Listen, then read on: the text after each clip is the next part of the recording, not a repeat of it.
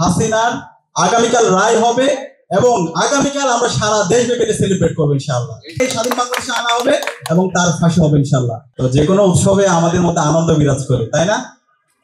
ঈদের আগে চাঁদ রাতে আমরা আমাদের এই বাংলায় এই অঞ্চলে দেখতে পাই একটা উৎসব মুখর পরিবেশ, অথবা যে কোনো উৎসবে, সেটা পূজা হোক, যে কোনো উৎসবে উৎসব মুখর একটা পরিবেশ। তো আজকের দিনটা একটু বিশেষ স্পেশাল, কারণ স্পেশাল হলো আগামীকাল খুনি হাসিনার রায় হবে এবং সেই রায়ের আগে হচ্ছে পহেলা গ্রহণ। আজকে ঢাকা বিশ্ববিদ্যালয়ের চারুকলায় আমরা আদি নববর্ষ পালন করছি। সারা দেশের মানুষ অনেক বেশি আনন্দিত যে ফ্যাসিস্ট হাসিনা গত 16 বছরে বাংলাদেশে গুম, খুন, আইনাগর, শিক্ষার্থীদের উপর নির্যাতন, নিপীড়ন থেকে শুরু করে সর্বশেষ যে জুলাই বিপ্লব, সেখানে আমাদের 40,000 ভাই বোনকে সে কাজী করেছে, আমাদের 2,000 ভাই বোনকে শহীদ করেছে। আজকে সেই খুনি ফ্যাসিস্ট হাসিনার আগামীকাল রায় হবে এবং আগামীকাল আমরা সারা দেশব্যাপী সেলিব্রেট করবো ইনশাআল্লাহ। এবং এই খুনি হাসিনা এবং তার সকল দূষরদের বিরুদ্ধে আমাদের সাংস্কৃতিক বিপ্লব করতে হবে।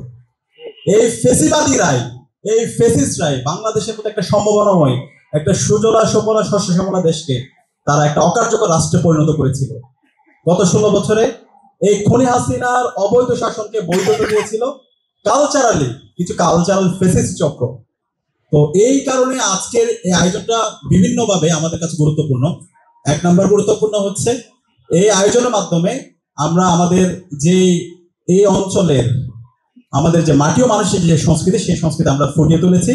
একই সাথে আমাদের এই আয়োজনে আমরা এই খুনি হাসিনা ফ্যাসিস্টের বিরুদ্ধে আমাদের কথা, আমাদের কবিতা আবৃত্তি, আমাদের গান, আমাদের সংস্কৃতির চর্চা, সে তার মধ্যে আমরা সেগুলো নিয়ে এসেছি। ওদের স্বপ্ন পূরণে পাশে থাকতে পেরে আমরা গর্বিত। তো আমি অনুরোধ করবো, এখানে চারুকলা বিভাগ আমাদের সাথে কাজ করেছে, ডাকসু কাজ করছে, বিপ্লবী সাংস্কৃতিক কাজ করছে।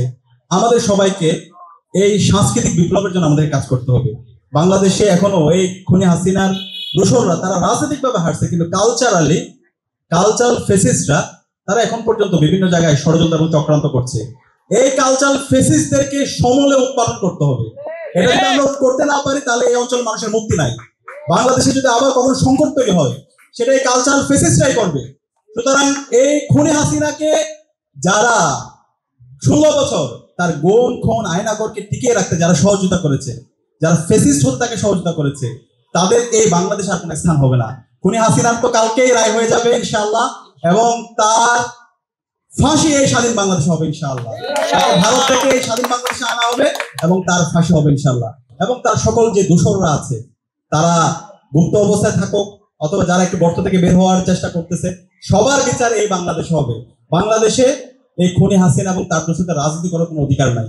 বাংলাদেশে খুনি হাসিনা এবং তার দোসররা এবং তাদের যে দল নিষিদ্ধ ঘোষিত আওয়ামী লীগ, ছাত্রলীগ, যুবলীগ, এরা হইল রাজনৈতিক দল, এরা হলো সন্ত্রাসী সংগঠন, এরা এই দেশের স্বাধীনতার সার্বভৌমত্বের জন্য হুমকি।